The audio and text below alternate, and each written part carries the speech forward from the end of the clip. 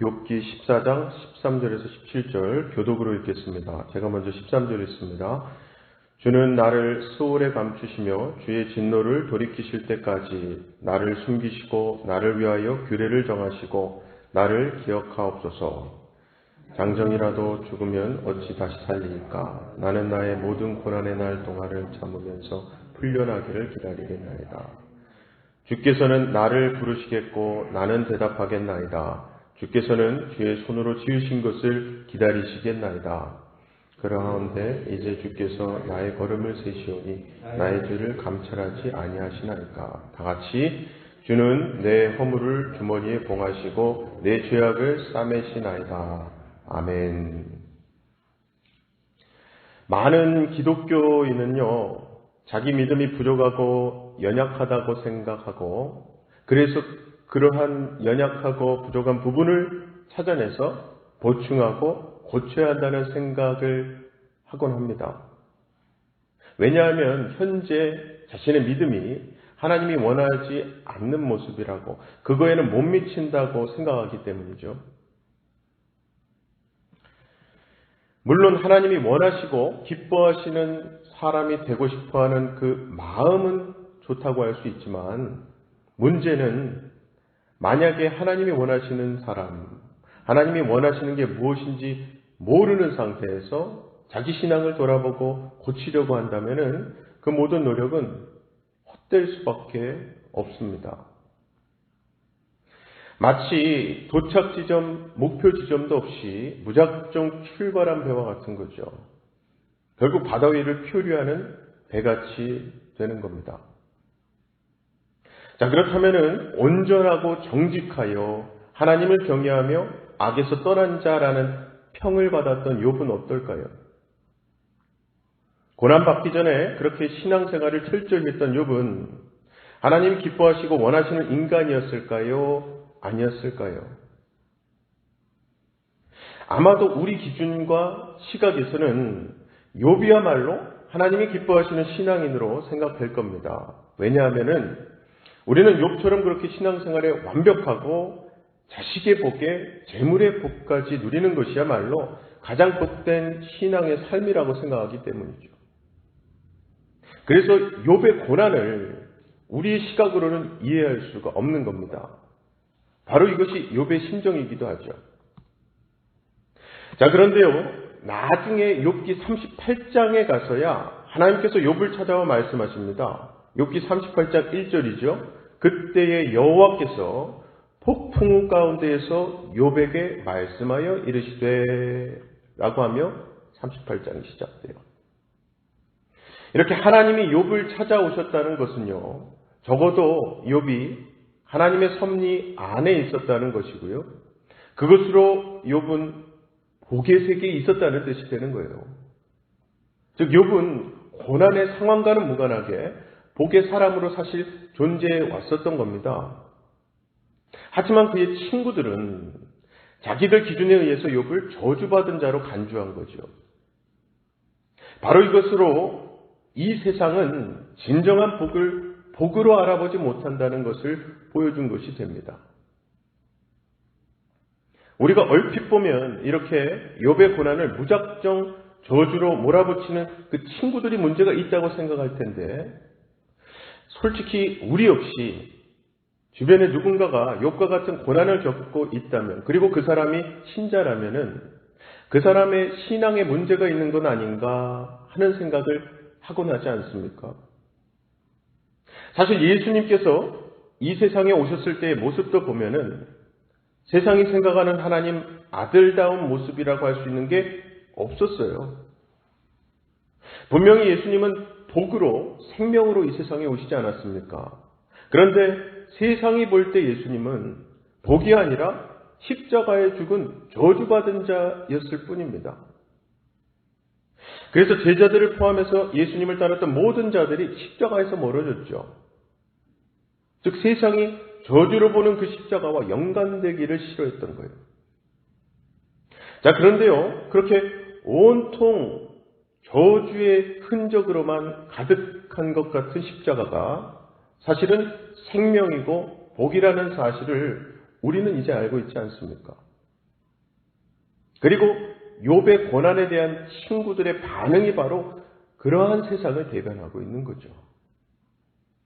욥은 13절에서 주는 나를 스올에 감추시며 주의 진노를 돌이키실 때까지 나를 숨기시고 나를 위하여 규례를 정하시고 나를 기억하옵소서라고 말합니다. 여기서 스올은 음부를 가리키는데요. 죽은 자들이 가는 죽은 자의 세계죠. 따라서 스올은 산 사람들에게는 결코 가고 싶지 않은 장소인 거예요. 그런데 욥은 하나님께 자신을 그 스올, 죽은 자의 세계에 감춰달라고 하는 겁니다. 즉 그만큼 욥은 자신의 모습이 산자들의 세상에서는 희망이 없다고 생각해서 차라리 죽은 자들의 세상인 스올을 원한 걸까요? 마치 인생의 문제로 힘들어하는 분들이 이렇게 살 바에야 차라리 죽는 게 낫겠다 생각을 하는 것처럼 말입니다. 자, 스올이 죽은 자의 세계이기는 하지만 반대로 산자들이 살아간다고 생각하는 이 세상도요, 사실은 스올과 다르지 않습니다. 즉 우리가 몸담고 살아가는 이 세상도 죽은 자의 세계죠. 죄로 인해 죽은 자들의 세계잖아요.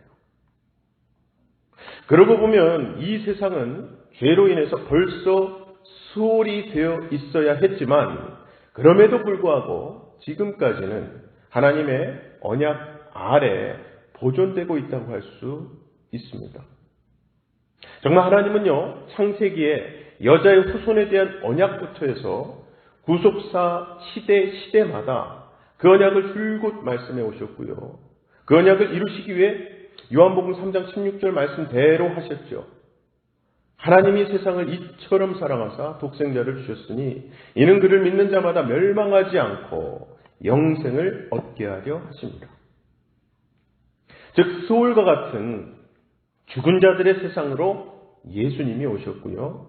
그 예수님으로 인해서 죽음의 세계가 산자들의 세계로 새롭게 되었던 겁니다. 자, 다시 본문 말씀으로 돌아와서요. 13절 끝에 보면 욥은 자신을 스올에 감추어 달라고 하면서도 주님께 나를 기억해 달라고 호소합니다. 앞에서는 하나님이 자신을 내버려 두기를 원하고 있으면서도 스올에 감추어지더라도 하나님께 기억되고자 하는 것은 무엇일까요? 이것은 곧 하나님의 기억에서 지워지는 것을 욥은 하나님과의 영원한 단절로 알았다는 것이고요. 그래서 결국 나를 기억해달라고 하는 것은 스올에 감추어지기를 바랄 정도의 절망 가운데서도 하나님에 대한 의지는 포기하지 않고 있음을 보여주는 것이라고 할 수 있죠. 이것은 욥의 의지가 강하다는 것이 아니라 욥에 대한 하나님의 의지가 그만큼 강하다는 것을 뜻합니다. 즉 하나님의 강하신 의지로 욥을 붙들고 계신다는 것이 욥에게 희망이 되는 것처럼 이 세상을 살아가고 있는 우리의 유일한 희망도 하나님이 강하신 의지로 우리를 붙드시고 이끌어 가신다는 사실이죠. 사랑하는 우리 성도 여러분, 우리가 하나님의 강하신 의지에 붙들려 있다면요, 그것으로 충분합니다. 왜냐하면 하나님께서 당신의 의지로 하는 모든 일에는 실패가 없기 때문이에요. 그래서 본문 16절 17절에 그러하온데 이제 주께서 나의 걸음을 세시오니 나의 죄를 감찰하지 아니하시나이까. 주는 내 허물을 주머니에 봉하시고 내 죄악을 싸매시나이다. 이 말씀에 담긴 의미는요, 그래서 내가 하나님 은총으로 산다는 고백이죠. 그렇게 욥은 조금씩 하나님의 은총의 세계를 보고 있는 거예요. 욥이 그 은총의 세계를 보기 전에 선행되어야 했던 것이 고난이었던 겁니다. 욥은 고난을 통해서 자기의 한계를 보게 된 것이고요. 한계를 봄으로써 하나님이 아니면 안 되는 것을 깨닫게 된 거죠. 그런 점에서 보면 예수님께서 십자가에 못 박혀 죽으시는 고난도 사실 우리의 한계, 우리의 나약함을 드러내는 것이 됩니다. 왜냐하면 그 십자가를 피해서 도망쳤던 제자들의 모습이 바로 우리의 한계를 보여주기 때문에, 그래서 십자가에서 흘리신 예수님의 피가 죽은 자들에게는 희망인 것이고요, 자신의 죽음 상태를 알게 되는 것이야말로 정말 하나님의 은총인 거예요. 정말 욥도 보면요, 온전하고 정직하여 하나님을 경외하며 악에서 떠난 자라는 칭송을 받았던 것도 욥 자신의 힘, 노력으로도 가능했던 일입니다. 하지만 하나님의 은총을 알아가면서 자기의 죄를 보게 되고 회개하는 욥은요, 욥 스스로는 절대 불가능했던 모습이에요. 사랑하는 성도 여러분, 꼭 기억하시기 바랍니다. 많은 사람들이 추구하는 자기의 모습은 세상으로부터 칭송받고 인정받는 거예요. 그리고 그것은 자기 힘과 노력으로도 가능한 일입니다. 하지만 예수 그리스도에게서 자기의 죄를 보고 하나님의 은혜와 사랑을 보게 되면서 회개하고 감사하게 되는 일은요, 하나님으로만 가능한 일이에요. 아무쪼록 그렇게 하나님으로만 가능한 사람으로서 하나님의 은총을 알고 하나님만 의지하며 이 세상 살아가시는 저와 여러분 다 되시기를 주님의 이름으로 간절히 축원합니다. 시간 두 가지 기도 제목 놓고 기도하실 때에 오늘도 우리 삶 가운데 경험하게 되는 수많은 한계의 상황으로 인해서 내가 하나님 더 의지하게 해달라고, 그렇게 하나님으로만 가능한 삶을 살게 해달라고 기도합시다. 그만한 하나님 은총이 없잖아요. 두 번째는 이번 주일부터 교회 가을 행사들이 본격적으로 시작됩니다. 하나님 은혜 가운데 그 행사들이 순조롭게 진행되고 하나님께 감사와 영광 돌리는 시간 되게 해달라고 기도 부탁드립니다. 함께 기도하겠습니다. 사랑의 아버지 하나님, 감사합니다. 오늘도 우리 삶이 수많은 한계들과 또 말씀으로부터 멀어질 수밖에 없는 상황들을 경험할 텐데, 그때마다 우리가 기도로 의지적으로 하나님 붙들게 하여 주시옵소서. 사실은 우리가 노력해서 하나님 붙들고 노력해서 기도하는 것 같지만 그 모든 상황도 하나님이 허락하신 건강과 시간, 기도할 수 있는 마음과 하나님 부르짖을 수 있는 우리의 목소리, 무엇보다 하나님의 강하신 의지와 팔로 우리를 붙들고 계신 덕분인 줄로 믿고 우리 삶 모든 주권을 하나님께 맡길 수 있도록, 그래서 하나님으로만 가능한 삶을 살 수 있도록 도와주시옵소서. 특별히 이번 주일부터 본격적으로 가을 행사 또 추수감사 행사들이 시작되는데, 무엇보다 코로나 시기를 지나오는 이 시점에서 맞이하는 감사의 계절이기에 더욱더 하나님께 영광 돌리고 하나님께서 붙들고 계셔왔음을 에베네스의 하나님을 찬양할 수 있고 영광 돌릴 수 있는 감사의 계절이 될 수 있도록 도와주시옵소서. 행사를 준비하시는 우리 목사님들, 전도사님들, 그리고 돕는 모든 손길들을 축복하셔서 여기간에 강건함을 주시고 준비하는 과정조차도 은혜 넘치고 감사 찬양이 넘치는 시간 되게 하여 주시옵소서. 오늘도 주신 말씀 붙들고 또 기도를 통해 주신 응답 붙들고 승리하는 삶 살게 하실 줄 믿사옵고 예수 그리스도의 이름으로 기도합나이다. 아멘.